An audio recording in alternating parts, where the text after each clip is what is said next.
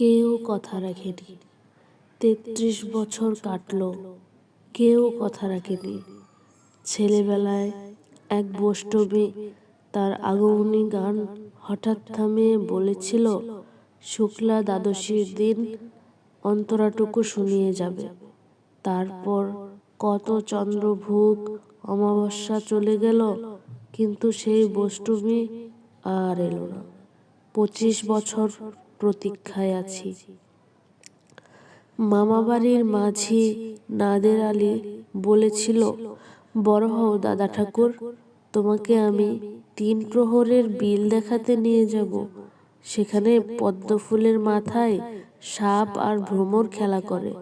নাদের আলী, আমি আর কত বড় হব?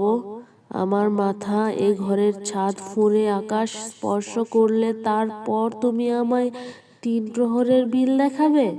একটাও রয়্যাল গুলি কিনতে পারিনি কখনো। লাঠি লজেন্স দেখিয়ে দেখিয়ে চুষেছে লস্কর বাড়ির ছেলেরা। ভিখারির মতন চৌধুরীদের গেটে দাঁড়িয়ে দেখেছি ভিতরে রাস উৎসব। অবিরল রঙের ধারার মধ্যে সুবর্ণ কঙ্কণ পরা ফর্সা রমণীরা কত রকম আমোদে হেসেছে। আমার দিকে তারা ফিরেও চায়নি। বাবা আমার কাঁধ ছুঁয়ে বলেছিলেন, দেখিস একদিন আমরাও।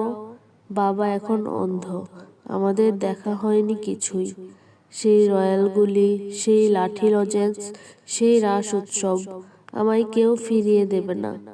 বুকের মধ্যে সুগন্ধি রুমাল রেখে বরুণা বলেছিল, যেদিন আমায় সত্যিকারের ভালোবাসবে সেদিন আমার বুকেও এরকম আতরের গন্ধ হবে। ভালোবাসার জন্য আমি হাতের মুঠোয় প্রাণ নিয়েছি। দুরন্ত ষাঁড়ের চোখে বেঁধেছি লাল কাপড়। বিশ্ব সংসার তন্ন তন্ন করে খুঁজে এনেছি ১০৮টা নীল পদ্ম। তবু কথা রাখেনি বরুণা। এখন তার বুকে শুধুই মাংসের গন্ধ। এখনো সে যে কোনো নারী। কেউ কথা রাখেনি। ৩৩ বছর কাটল, কেউ কথা রাখে না।